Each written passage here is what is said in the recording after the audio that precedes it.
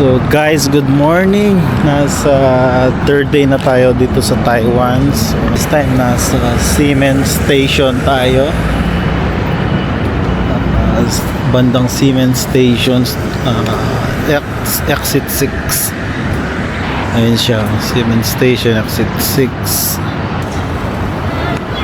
So pag lumabas kami dyan, tuwing sasakay ng tren, lakad lang ng konti.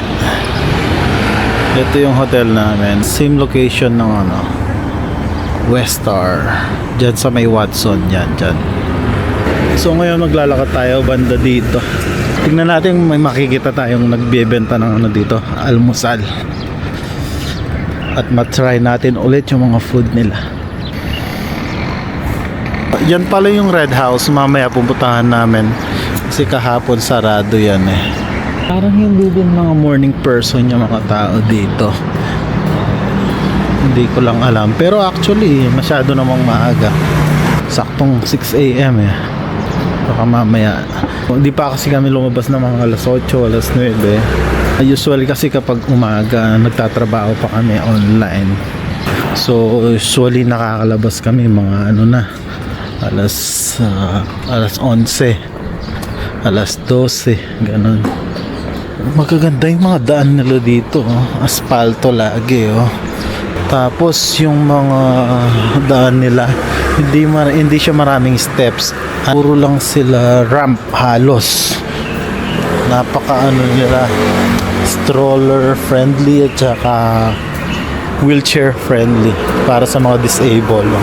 Kasi dito maraming naka-wheelchair, matatanda yung mga tao dito. Yung mga e-bike na solo ride. May nakita ako dito, parang parang old museum.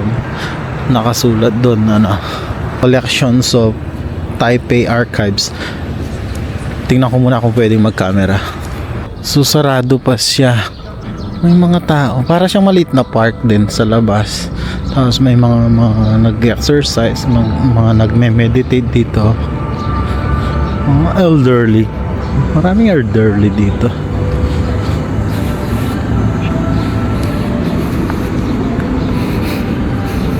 Dito marami ding mga kalapate. Ayan.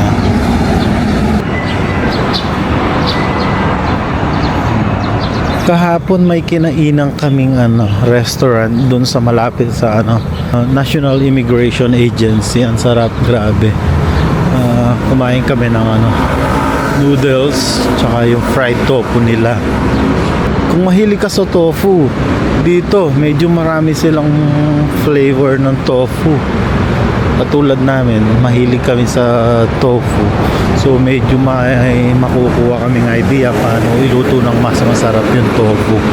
Hindi lang yung tokot baboy or prito lang. Tapos toyo mansi, hindi, marami akong naisip na idea na iluluto sa tokwa. Halos sarado pa yung mga establishment. Marami din mga lumang building dito, gaya nito, ganyan. Marami. Siguro may part ng Taiwan na marami din na luma na yung mga building nila. Pero kahapon yung mga pinuntahan namin, mostly mga bagong building na sila, modern. May pala dito, Carrefour. Ayan, laki. Carrefour. Tara, pasok tayo dito. Tingnan natin kung anong mayroon dito sa Carrefour Taiwan. Nakapag Carrefour na kami dun sa Dubai, sa Middle East, UAE. Tingnan natin kung anong mayroon dito.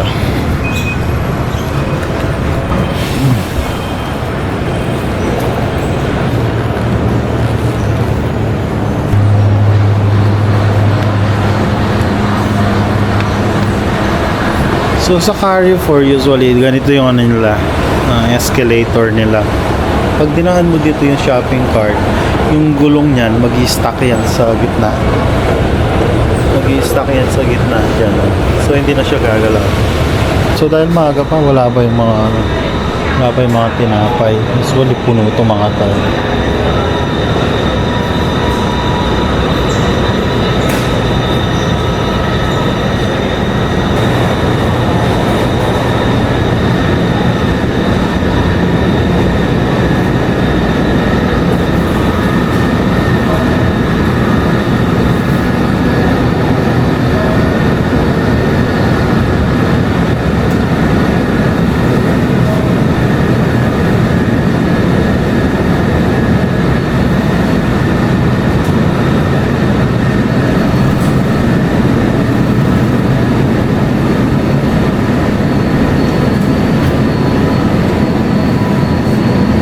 Gustong tikman yung mga sriracha nila din eh. Kaso ano to, babasagin. Hanap ako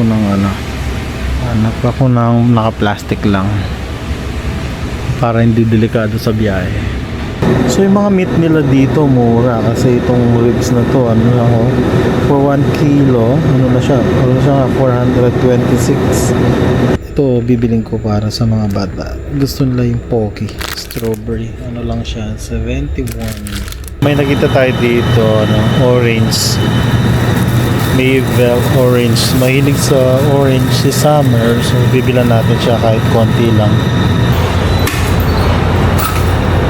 Dito napakaganda kung meron kang scooter, kasi yun yung pinaka mabilis na magagamit mo dito. Mga motor nila dito halos scooter. Yung mga sikat na brand dito, yun yung yung Kimco, tsaka yung mga SIM, yun yung halos nakikita ko dito. Mayroon din pa konti-konting Yamaha. Tapos meron din Gogoro, meron din Gogoro, Suzuki.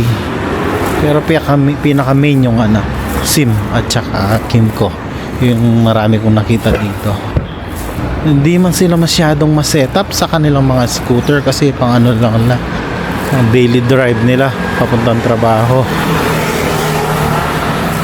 Hindi ka mukha sa Pilipinas, talagang todo accessories, diba? Dito hindi. Parang minsan nga parang hindi man nila nililinis, so kahit sira-sira pa sila okay lang basta nagagamit nila.